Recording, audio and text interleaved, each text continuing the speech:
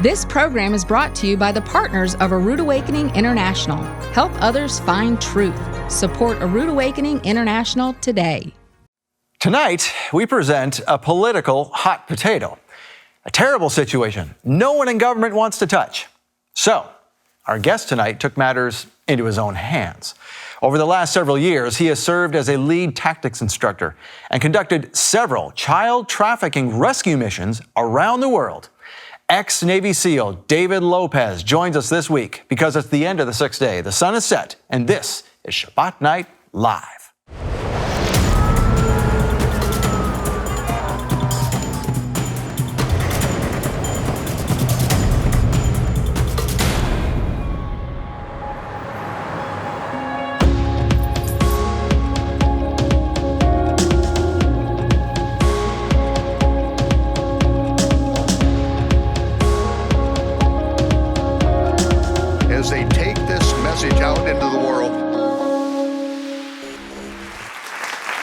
Hey, Shabbat Shalom, Torah fans. Welcome to Shabbat Night Live with Michael Rood. Tonight, we welcome back David Lopez. He is a former United States Navy SEAL who became disillusioned with political wars. He is a true warrior and a believer who was looking for a righteous fight. Man, he found one. Rescuing children from the nightmare of sex trafficking. You will soon witness episode 3 of Operation Innocence in just a few minutes. But first, we are on the second Shabbat of the biblical month of Elul. This is the 6th biblical month of the year, which means the fall feasts of the Lord are just around the corner.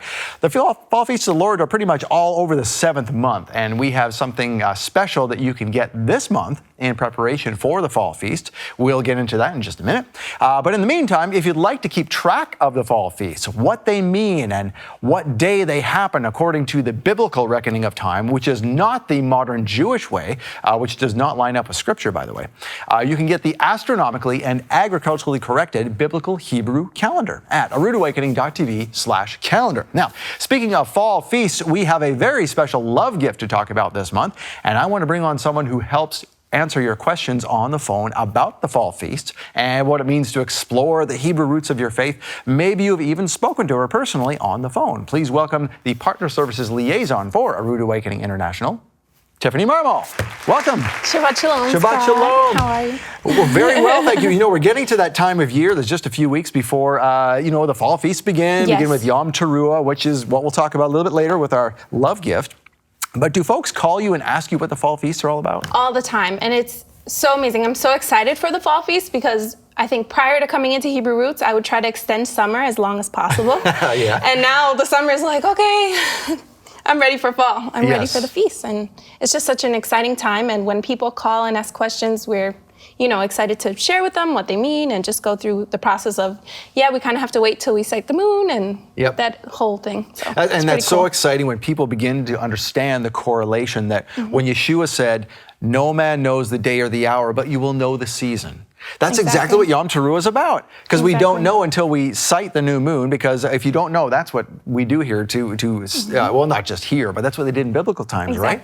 To start the new moon, or start the new month rather, they would have to wait till they actually see the first sliver of the new moon, and only then could they declare, okay, this month has officially started. And Yom Teruah is the first of the fall feast. It's the only holy day that appears on a first day of a month like that. So you literally have to wait to see. No man knows the day or the hour, but you will know the season, and you're supposed to be ready and watchful and waiting, and that's what we're supposed to do as believers. Exactly, and it makes you depend on the Father. It's like, okay, you can't make plans until it's His time, and it's so encouraging every single month, to wait for the sliver of the new moon, but more so when Yom Teruah is coming. I feel like that changed my faith completely. Oh, speaking of changing your faith, so I think you had mentioned to me before the cameras came on that that David Lopez, why so many people love David Lopez, is because he is taking the excitement of a newfound chapter of his faith. Not a new faith. This is not a new faith other than, when you grew up knowing Yeshua or Jesus as Messiah. He's still Messiah, but it's so much deeper. There's so much more that you're missing out on. And when you discover that, that's what's so exciting about this ministry that Michael brings out. Exactly. And David is now taking that and literally taking it into the battlefield. He will actually recite the Aaronic blessing before they go into a raid. Is that exciting? That's amazing. He was wonderful when he came in. You can tell that, the Spirit absolutely goes before him, wherever he goes. And it's just amazing to see how people are standing up for their faith and sharing it with others and taking charge, Yeah. of this world that the Father created. When David came in here, he's a giant of a man. I mean, you can't really see that when he's sitting here on the stage, but when he was walking around the office, this is a warrior's warrior. I mean, it's no... Like a modern day superhero. He is. Yeah. It's a modern day superhero. And it's no wonder that he was a Navy SEAL, because this guy, you wouldn't want to come across him in a dark alley. And it's amazing to me, because I think about, with his long hair, he's currently doing a Nazirite vow. That's what the hair is about. So he's growing his hair out, and he's literally taking a Nazirite vow. And if you wonder what that's about, you can look at it in the Bible. That's what Paul was doing when he went to sacrifice. Yes, Paul did sacrifices because he was helping those who were coming out of their Nazirite vow to do their sacrifices after which. And he did it to prove that, yes, he's not preaching against the Torah and that type of thing. So that's the background behind that story. But getting back to David, he's doing this right now, and he reminds me of Samson. Yes, exactly. That's exactly what I was going to say. He really is, obviously Samson had his own issues, but David is practicing his faith. He's, the Father obviously has a mission for him in mind, and we're all called to do something, and it's just amazing. It really empowers us. I feel like Michael's message empowers us, because it's like, okay, stop being pew warmers, get up and go do something, and David's doing that. Yes, and a way that you can help with everything that happens here on Shabbat Night Live, including helping others discover David, is to support this program with a love gift. And we have a beautiful love gift here this month.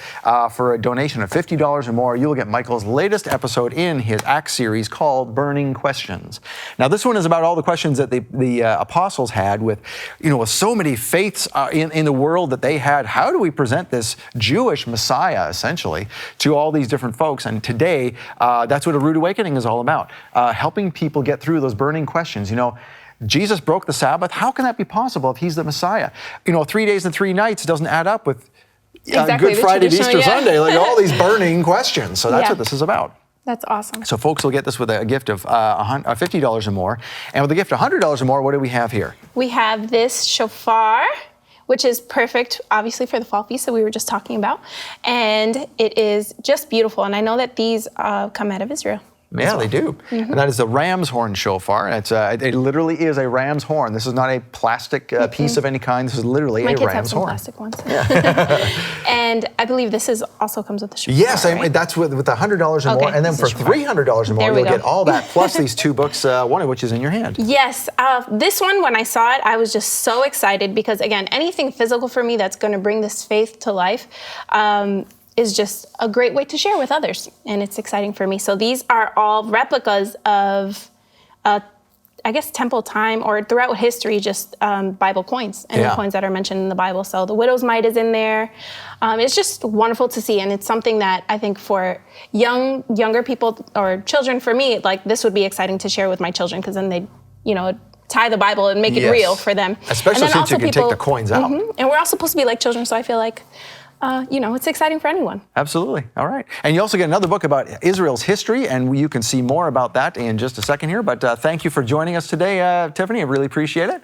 And coming up, David Lopez. He's a former United States Navy SEAL. He became disillusioned with political wars, true warrior, believer. He was looking for a righteous fight. He got it, rescuing kids from the nightmare of sex trafficking. This is the 3rd episode in our 4-episode series coming up with Operation Innocence. And we have you to thank for it, because you bring this information to the world through our Love Gift program. Tiffany and I were just talking about that. Here's some more information. Take a look.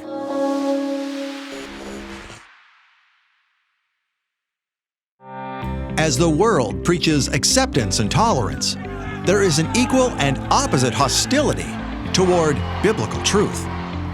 In a world of radically conflicting doctrines, how can we stay the course as we work out our own salvation? Michael Rood presents Burning Questions, a special teaching about inward examination and personal responsibility. We know that our reward for eternity depends on what we do now in this one life that we have. Salvation is of grace. Reward is of merit. So let's not sleep. Burning Questions is available for 1 month only. It's not on YouTube and it's not for sale. It's a gift from Michael Rood to thank you for your love gift donation of just $50. Or as a special offer for the upcoming fall feasts, donate $100 or more to receive this teaching plus a beautifully polished ram's horn shofar. And for a gift of $300 or more, you'll receive even more. You'll get Burning Questions, the ram's horn shofar, plus a book of Israel archaeology and a book of biblical coin replicas. Learn the stories you've never heard about Israel's most famous archaeological sites from biblical times. And the Book of Coin Replicas shares the history of currency in Israel, including actual size replicas you can hold in your hand. These special gifts are perfect for introducing your family to the upcoming Fall Feasts of the Lord. You'll get Michael Rood's exclusive love gift teaching, Burning Questions, for your love gift donation of $50. The teaching and the ram's horn shofar for a love gift of $100 or more. Or get everything plus the archaeology and coin replica books for a love gift donation of $300 or more. Make your love gift donation now to receive these special gifts. Call now or visit monthlylovegift.com.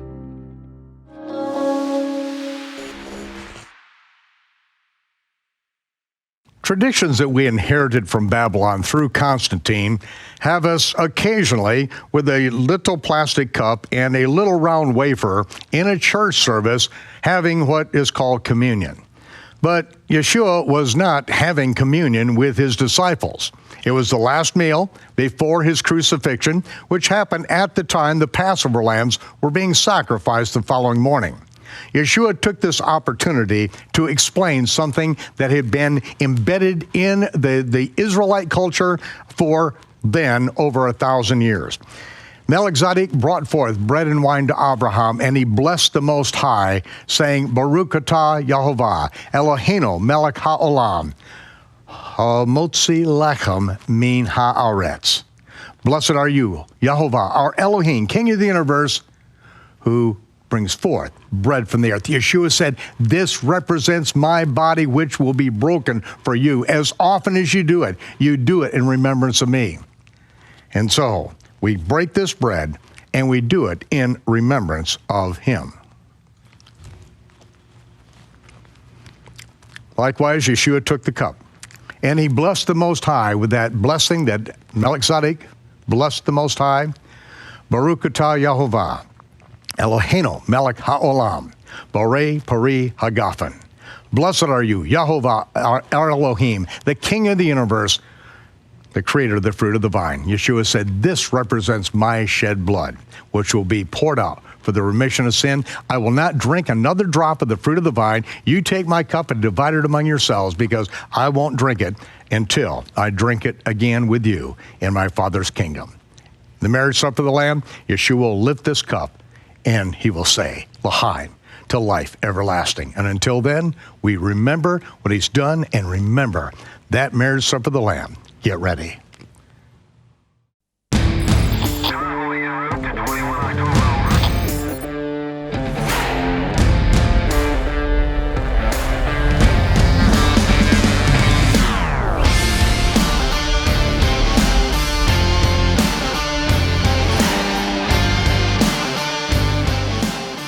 We are back this week with my special guest, former Navy SEAL Dave Lopez. David Lopez began his journey as a preacher's son and finally ends up in Baghdad when he has a rude awakening. David, take us back to Baghdad and then back into the United States as things continue to happen, as the awakening continues to happen in your life. Well, again, Baghdad was an eye-opening time for me, where I was piecing together a lot of things. There was a lot of depression that I was going through during that time. I loved the mission I was doing. I loved the men that I was with. But the more you start to understand the politics behind war, the more difficult it can become from a morale standpoint. And so that was a big challenge for me. But also, I was just really hungry. I was really searching. I found your videos, and it was definitely it connected so many dots so quickly that I just had never felt a sense of connection with the scriptures. I had never, it was always for me, Bible stories, as you're growing up as a kid, you hear a few Bible stories about King David slaying Goliath. Yeah, as a preacher's son, you heard endless Bible stories. Yes. And stories, a lot of them they were. Stories, it's like all of us in the Christian world, we get all of the child stories, but we don't get anything concrete. There's the moral teachings, all of those things I was largely ignorant to, but wanting to learn. And so that was really what it was. I was drinking through the fire hose, at that point, I was soaking it all in. I head back, and the next 2 years of my life, I was in Virginia Beach, and that's where I joined a Messianic synagogue. And I thought to myself, I don't know anyone with this belief structure around me. And so I wanted to join, I wanted community, and I did. I met some amazing people in this Messianic Jewish congregation, phenomenal people. I got to connect with them, and we had a common interest in the Torah, and so for me, this was just an amazing opportunity.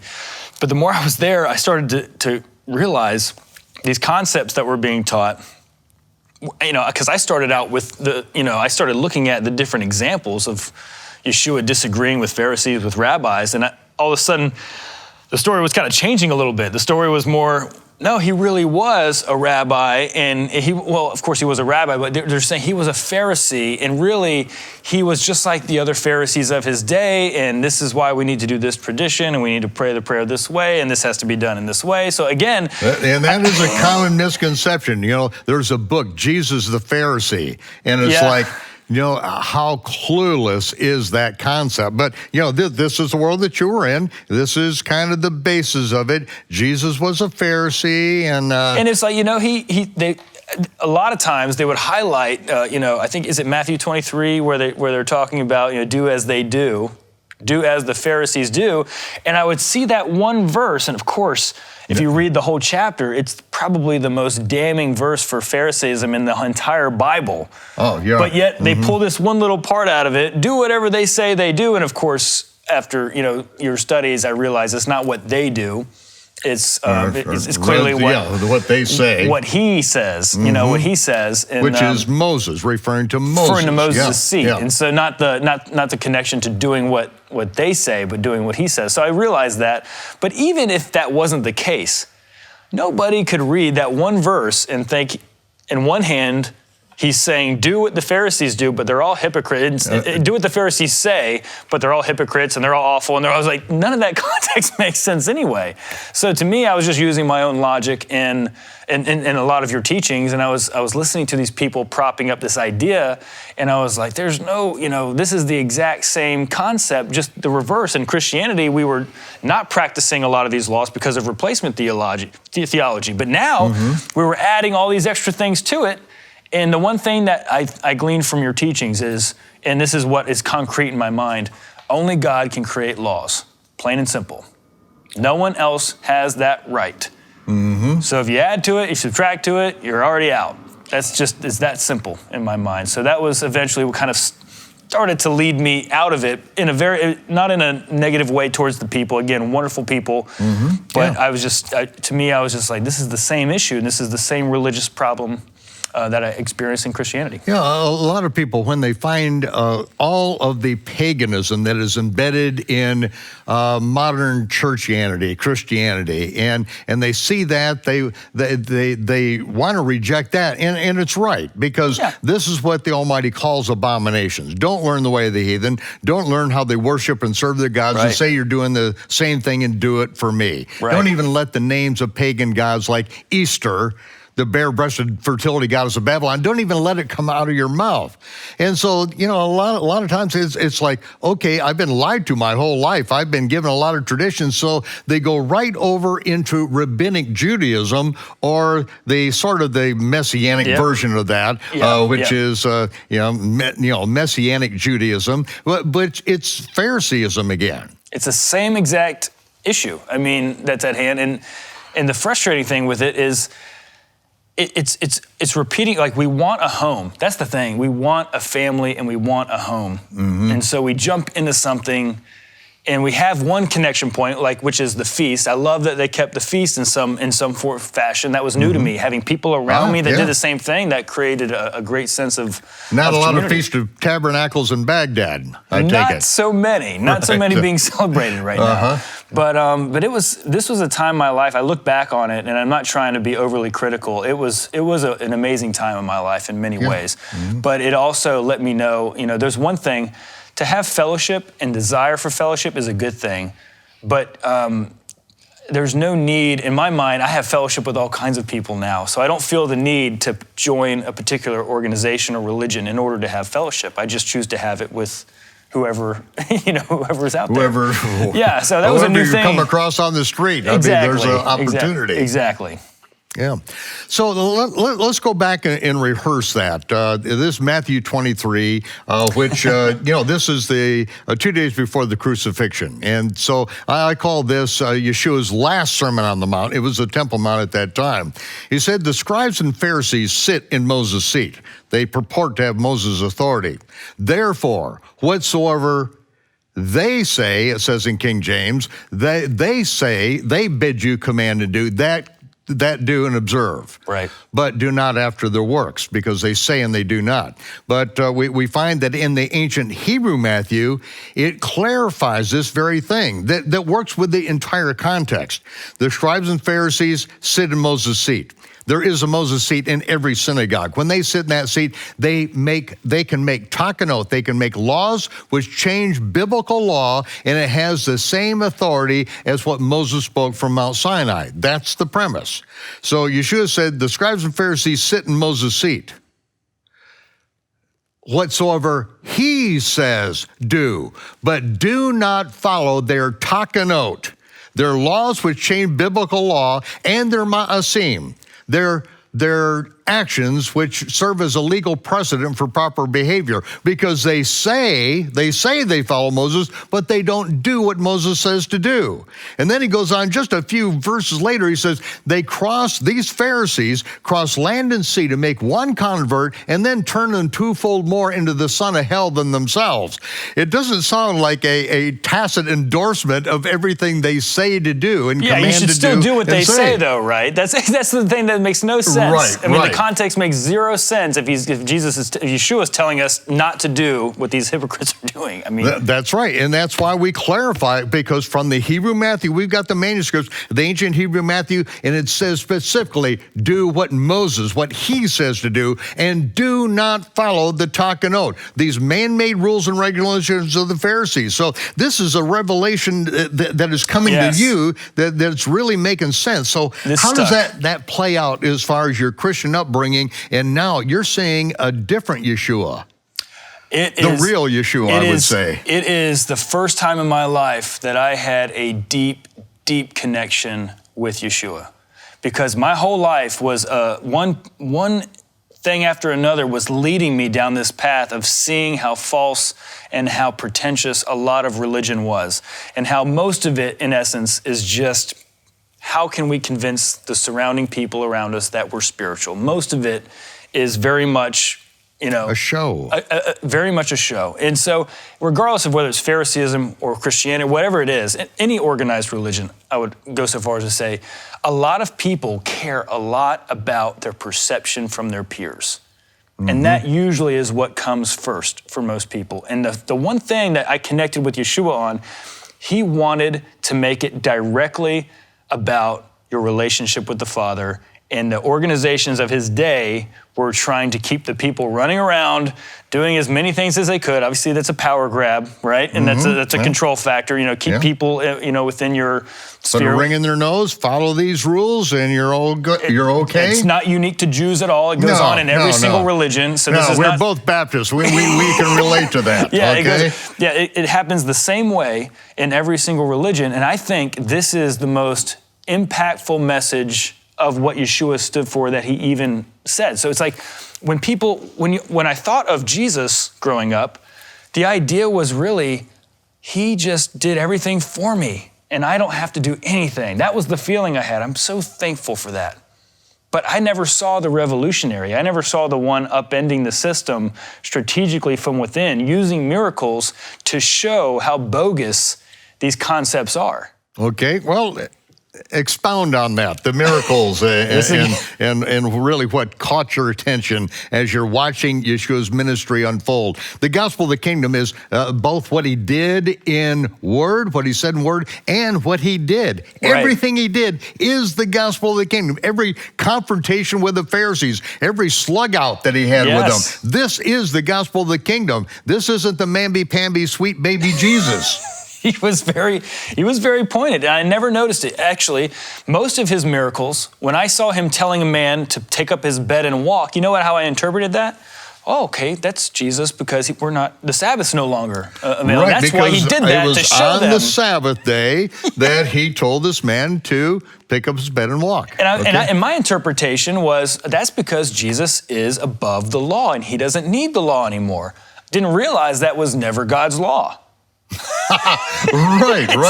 And most people don't. They do not realize that this is a law enacted by the Pharisees and that there are ways to circumvent it, but this man couldn't circumvent these laws. Exactly. Because he couldn't walk the previous day. They could have carried anything that they needed to, but he couldn't because he couldn't run around their laws the day before because he couldn't walk.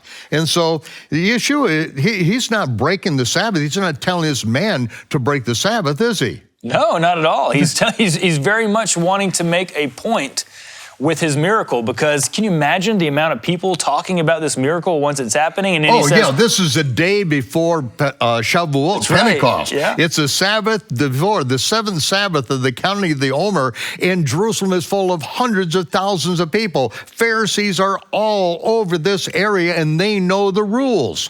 And so when Yeshua tells them to pick up your bed and walk right past those Pharisees over there. He's see what telling they say. him to deliberately break Pharisee law right in front of these people. Yes. And that puts the Pharisees in a difficult spot. Do they criticize a miracle that just happened in order to protect the institution? No, the next day it says he's up on the Temple Mount and they are already making plans how to kill Yeshua. That's the miracle that it was done in front of so many people. It's like, we've got to kill him. We've got to kill him. This is it. And Yeshua refers to this when he comes up later at the Feast of Tabernacles. I do one miracle. For that one miracle, you're trying to kill me. And they knew the signals he was sending. They knew he was signaling the end of their religious structure. Right. And so they were like, we need to get out ahead of this. We cannot let the people swell around this. And he just kept doing it. The other example I was thinking of earlier was the man born blind. And of course, there's a very, very interesting messianic prophecy about the man who will restore sight to the blind. Mm-hmm. But the more pointed thing that you highlighted for me was he mixed mud and saliva to heal the man, and I never put it on his eyes. Yeah. I always thought, as growing up, it seemed a little bit like a magic trick. I was like, why would he have? I mean, anyone else, he just puts a hand. It's great to hear from your perspective because, okay, here's a Baptist pastor. It sounds like a magic trick, and it's like, oh no, this is so much greater than a magic trick. Well, it makes it sound, honestly, when you're being critical, it makes it sound a little hokey. It's like, why would he put this on? It doesn't make any sense. Explain it to people, because there are a lot of people out there that don't know this. They look at it as the same thing. What is this magic trick that he's doing? What is he doing when he does this? The one miracle that proves that he's the Messiah, according to the prophet Isaiah. He's showing them, he's fulfilling a key messianic passage, but he's breaking three separate traditions at the same time. Now traditions, these are actually takanot. These are laws of the Pharisees put in place that if you deliberately break these laws, according to Pharisee law, you will have no part in the world to come. And so what does he do? He mixes saliva, again, illegal on Sabbath to do. He mixes mud, illegal, one of the prohibitive actions that was ruled against. And then he tells the man to take his... And then he puts it on his eyes. That's right. The saliva on his eyes. And so if anyone was watching this, from their perspective, to do those two things and then heal a man, and that healing to be the one prophecy that they were looking, a very significant prophecy of being able to restore sight to the blind, that blew the lid, I believe, wide open. And I think that was, and then on top, I think for the sugar on top, I think he asked him to take his bed. Didn't he ask him to? No. No, he didn't. That was a separate he one. sent him down to the pool of Siloam, which is more than a Sabbath day's journey. That's what he did. That's what he did. So, first of all, he makes mud on the Sabbath, which is creating something prohibited by Pharisee law. Yep. He then, he uses spit to do it, and it is absolutely expressly forbidden in the Talmud, documented in the chronological Gospels. It is forbidden to put saliva on one's eyes on the Sabbath. So what does he do? He puts saliva on his eyes and then tells him to walk more than a Sabbath day's journey to wash when there's a 2 million gallon cistern up on top of the Temple Mount. It's right underneath. There is plenty of water, at least 2 million gallons in this one cistern. And yet he sends him more than a Sabbath day's journey to wash. Is Yeshua violating the Sabbath? No, he's showing that their rules and regulations have no authority, and Almighty God is endorsing Yeshua in what he's doing. This is the most clever way of undoing a system that you could ever. I mean, obviously it's right. Supernatural, right? But I mean, supernatural. It's very. Instead of him being this lovey-dovey figure that just hands out blessings to everyone willy-nilly, he's attacking people subtly with miracles. And he's attacking the institutions. The institutions, he's attacking them with miracles. They're not just these random acts of, he wanted, of course, to help the person, but every time he used that as an opportunity to expose what was going on, sending the people a message, and the people knew that message, and the people were starting to have that groundswell around him. And I believe this is the same mission we have today. I believe this is really what the point of, if you're going to follow Yeshua, and everything he believed in was upending religious systems that add or take away from the commandments. If that's what he believed in, if that's what he died for, right? Then what on earth are we doing in his name? Right. He said, "You shall know the truth, and the truth shall set you free." That's right. Set us free from what? Man-made religion. That is his message. That's his life. That is the gospel of the kingdom. And that is what, ladies and gentlemen, that is what Yeshua said. Go out into all the world and make disciples and teach them what I taught you. Most of the Christian world doesn't even know what Yeshua taught. They don't understand that he's never violating the Sabbath. He is violating the man-made rules and regulations of men. We are doing what Yeshua said to do. Get the gospel of the kingdom that he taught out to the world. Deliver the people from the prisons of religion and from slavery. Deliver them. Set them free. You know why? The day of vengeance of our God is about upon us. We are proclaiming the day of vengeance of our God because the Almighty Judge will return to rule the earth. And we either get our act together now, do what we are supposed to do now, or you can kiss it all goodbye. Stand with us as we get the gospel of the kingdom out to the world. We're going to keep teaching the truth, preaching the truth, setting people free. And if you want to be part of what Almighty God is doing in this day and time, I would ask you to join us. Support this ministry with your tithes, with your offerings, with your special offerings, because we are only able to get out to the world because of the faithful support of those who stand with us, who go out of their way. There's no offering plate being passed around your living rooms or in the internet cafes where you're sitting. You've got to go out of your way to find us. But there is a reward for those who give, because it will be then given unto them. Good measure, shaken together, pressed down, running over shall men give unto their bosoms. You, as a provision for people in this time, the Almighty will be a provision for you when the brimstone hits the fan. You've got 2 minutes. We'll see you back here then. We are back with former Navy SEAL David Lopez exploring the gospel of the kingdom as it is unfolding to him while he is still with SEAL Team 8 in the United States military. David, take us, continue on this journey here. Well, I'm realizing all of these provocative things that Yeshua is doing and how he's upending really the religious system of his day. And I just can't, as I reflect back on all these different things that were blowing me away, because each time I found out something new about Yeshua, it expelled a myth that I used to believe about him. And I'll give you an example. Okay. The Sabbath. As a Christian, I believed that Jesus was above the Sabbath, and sometimes I would say things like, he is our Sabbath now. But however I phrased it, it was always no more Sabbath because of Jesus. That was what I thought. Do you have an example of that very thing? I do. And the one example from the Gospels that I thought was the linchpin argument for this was when his disciples were sent out to pluck heads of grain, and then he purposely had them do it, and the rabbis immediately accused him of having his disciples break the Sabbath. Mm-hmm. And every time I heard this passage, they say they're doing that which is unlawful on the Sabbath. Unlawful, yeah. Right? And I remember every time I heard this passage from the pulpit, the story was of Jesus being our Sabbath, and this is why we need to accept him, because we never could keep the Sabbath the way the Father wanted us to. That was kind of the logic. It really is comedic as you say it, but I can relate to that. I know that mindset. I was raised with it. So it was, but it turns out after I studied what he was actually doing, it's the opposite. And you find out once again, there's a man-made tradition that he was exposing, and this one was the sifting command. So again, he's purposely sending his disciples out in front of Pharisees to sift heads of grain, knowing exactly what those Pharisees would say. To explain, those who are not that familiar with the Talmud,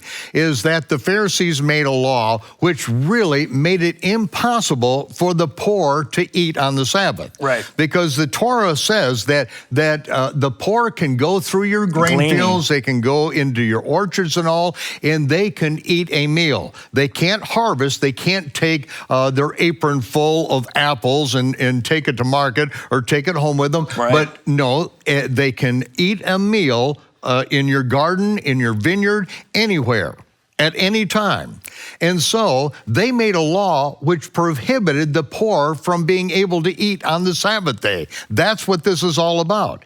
And so what they said that and the prohibition was, and what they were violating, is that when they plucked the grains, they were harvesting. When they rubbed the grain in their hands and blew the chaff away, they are winnowing. And then when they chewed the grain, they were grinding. So with those three things, they are violating Pharisee law, but their law was meant to incarcerate people. And so they had to depend on them. They had to depend upon the government, the governing agencies, in order to even eat. I'm sure they were quick to step in with the solution to that problem too. Oh, right. I'm sure they had a soup line that all they had to do is get the mark of the beast and they could get right in the soup line and go from there. Oh, okay.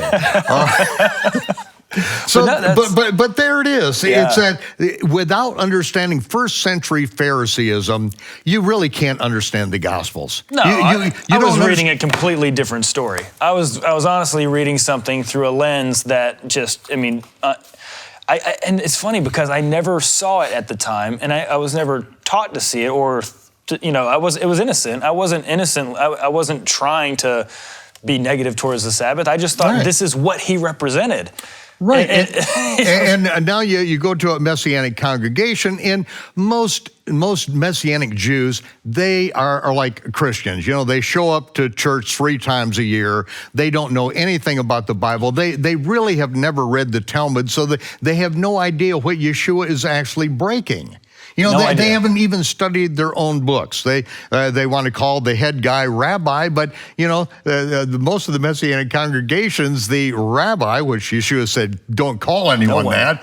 Yep. They're basically, from our background, they're Baptists who went to a Messianic conference once, and they have no background in this. And that's why, it's so important to understand the history of the culture in which Yeshua was sent. He arrived in a culture that for 300 years, we've got the writings of the rabbis that go back 300 years. Their rules and regulations were well documented, and we know exactly what he was breaking with every miracle he did, because he was breaking Pharisee law. That's why I keep the Talmud here in the office. I have a searchable Talmud on my computer, because we need to know these things. We need to know that we are not bound by the rules and regulations of men.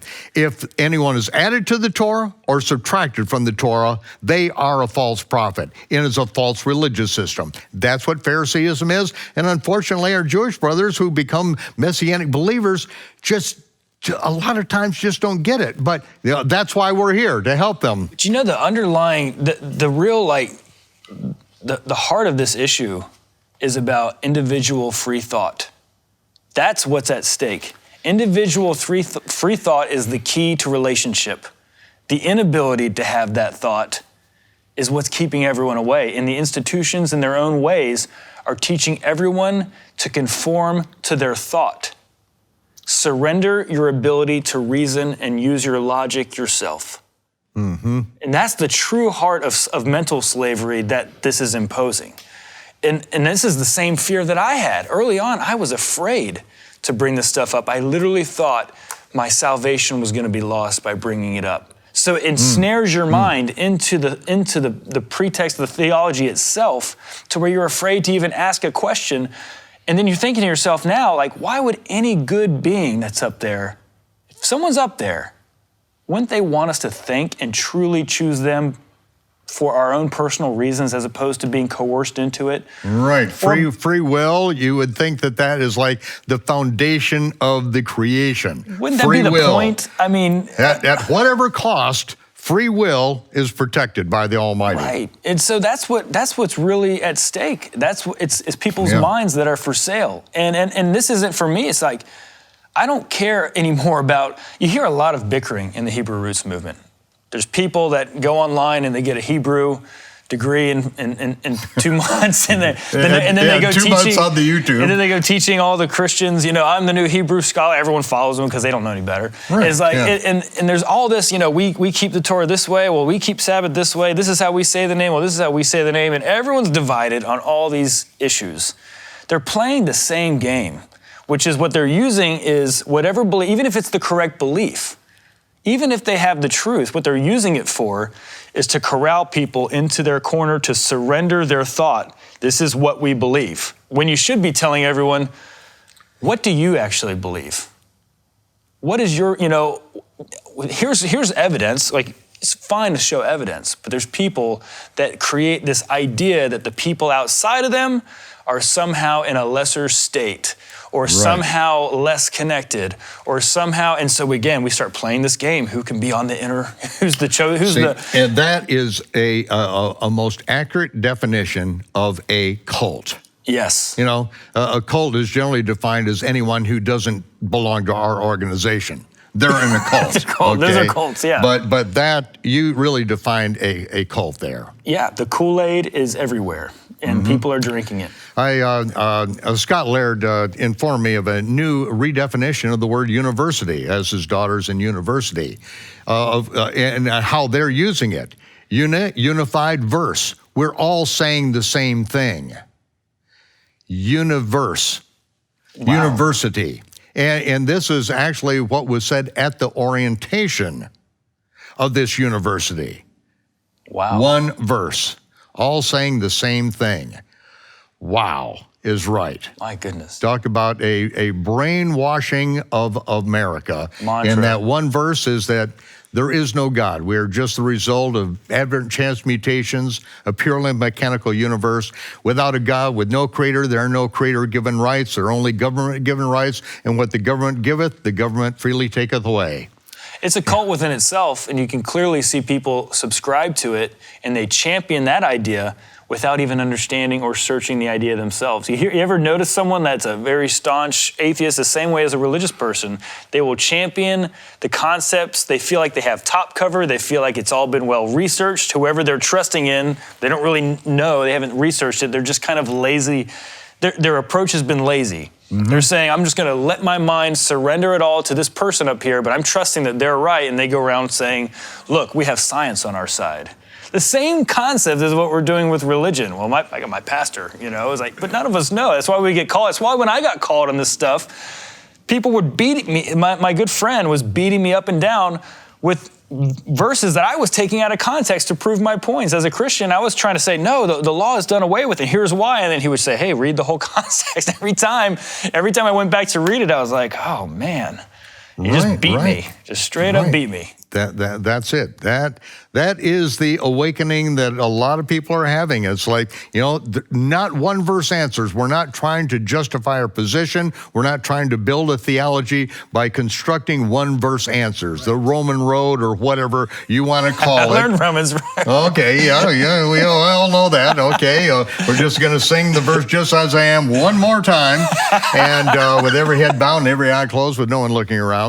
And I see that hand, brother. And, we're used to all these things that are compacted into our religious system, and we're not reading it in context. And I say the context goes from Genesis 1:1, Revelation 22:21. That's the context. That's the whole revelation, and it all fits together. And if it doesn't fit together, apparent contradictions are usually in our understanding. Sometimes in our translation, but we can get by these things as we continue to think and release ourselves from man-made religion. It's amazing. And I just the scare tactics were the thing that were the hardest for me. And so being able to break out, once I broke out of it, I was free. Once I took one step out, I was jumping completely out of it because I took that one step out thinking I was going to get struck by lightning, and I didn't. And I was like, oh, the Father likes this. He wants me to ask these questions. And that's what I'm addicted to. I am seeing, as we started, just before we started the cameras rolling, we were going out for like 45 minutes. It's like, well, why don't we just turn the cameras on then and record this whole thing? Because, we got so many things to cover. But, I'm seeing the arc of the story of your life and this awakening that's happening. You are being called by the Almighty. And from there, you end up in Johannesburg, South Africa, and something profound happens that actually leads you out of SEAL Team 8 into the civilian world as a civilian warrior. Yes, remarkable experience that I still don't believe it, and I could imagine some people not believing my story right now because it sounds a little wild, but a guy came up to me in the Johannesburg airport. I was wearing normal clothes, not military clothes, and he said, God told me to speak to you. And he started to explain his whole life to me, and he asked me what I believed, and I was explaining my perceptions on the Hebrew roots in the Bible. I wasn't going into all this crazy detail, but I was just letting him know, I believe, the Old and the New Testament are going to come back together, and people are going to be rejoined, and Jews and Christians are going to be rejoined, and I believe in that. And I kind of refer to that as Judah and Ephraim as well, parallels to that kind of same story. I was telling him about this kind of stuff, and he was very moved. I got to meet his family. He invited me to come to Namibia with him, and I found out that this man's a multi-billionaire, a very successful man throughout Africa, owns multiple gold mines, diamond mines. But he's a very humble man, a praying man, and it was something where I met with him, and then one of his friends said something very remarkable to me, and it was I needed to leave the military because God was wanting to use me outside of it for his army. And so I didn't know exactly, I still don't really know what that means, but it was confirmed by two other people that never met these people in other countries. They said the same thing to me. So the first time I was a little skeptical. I'll be frank with you, I'm very skeptical when people say things to me. Right. The Lord told me to tell you, okay? So I was... Take a step back and, let's hear the divine revelation to see if you really have information that only the Almighty knows that you can impart, so I know that you're authentic. This is a very tricky thing in the Christian world. A lot of people will have words for you, and it's just right out of their own soul. This is what they want to say to make an impact on you. Exactly, and that's honestly the first time I heard it. Actually, the first time I heard it in South Africa, I thought it was BS. Let me be frank with you. I was like, okay. Then another person said it in another country. Then another person said it back in the U.S. And then I started to listen, okay? And I still don't know exactly what it means, but I believe there is a hole that needs to be healed inside, not just the Christian world, the Hebrew roots world, but it's the masculine side that the Torah is meant to be for men. Religion has stripped men of the ability to be masculine. And I don't know how that infused in all the different sectors of religion, but regardless, even in the Hebrew roots movement, the Torah is simply about warriors. Plain and simple. Citizen warriors. Are all the heroes that we talk about, Elijah, Abraham, Moses, we kind of distance this from their stories, but they were all warriors. Not at all times, but they were all, the one thing that we don't resonate with them in our current life is they were willing to be physical. And men were meant to have this calling to be warriors and to uphold justice. Mm-hmm. And we don't have that role. Right. We're not seeing that role, so we're bored. It's really been legislated away from men. Yes. Now the government has taken over these God-given rights of life, liberty, and the pursuit of happiness, and now they're constructing it to where they have really emasculated men. So we can't do what we're supposed to do. This is why all over Africa, I've been all over Africa in my travels. And right now, in certain parts of Africa, Islam is spreading so quickly, and not just Islam, but a violent version in some areas of Islam. And what they're doing is they're using the warrior component to draw men. Men want to be warriors. They're bringing out something inside men's nature, right? And it's this warrior calling, and it's working. It's working. It doesn't matter how you phrase it. Men all have this desire. They all want to stand up for things and have this backbone. It's all part of our nature, but we're not getting it. And this is why in our churches, this is why even in our communities, what's the percentage? It's what, 80% women in most cases? I mean, the men, if they're there, they're sitting in the back, not really, when are we leaving, honey? I'm coming here for you and the kids, Right. But there's no engagement there. Most of the commandments in the Torah are for men. Yes. Some are just for children. Honor your parents. Some are just for women. Some are just for men. Some are just for Levites among men. Some just for Kohanim. Right. And some are just for the high priest on one day a year, the commandments concerning him. People think, the Torah is so hard. No, it's not hard. I mean, the very first chapter in the Gospels in Luke, both Zechariah and Elisheva, they were blameless in all the commandments of God and all the commandments that they had to keep as sons and daughters of Aaron. This was voluminous compared to the average Israelite. Right. But every Israelite was responsible for him, for his family, for his children, for the protection of his children, for maintaining decency and justice. This was part of what was done.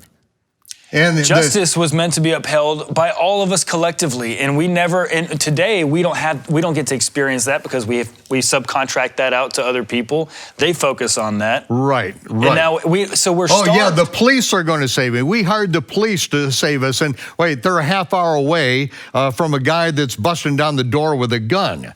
It's like, okay, so yeah, we're going to, okay, we'll just die in peace because we haven't learned the lesson of the right that we have to keep and bear arms to protect our women and children.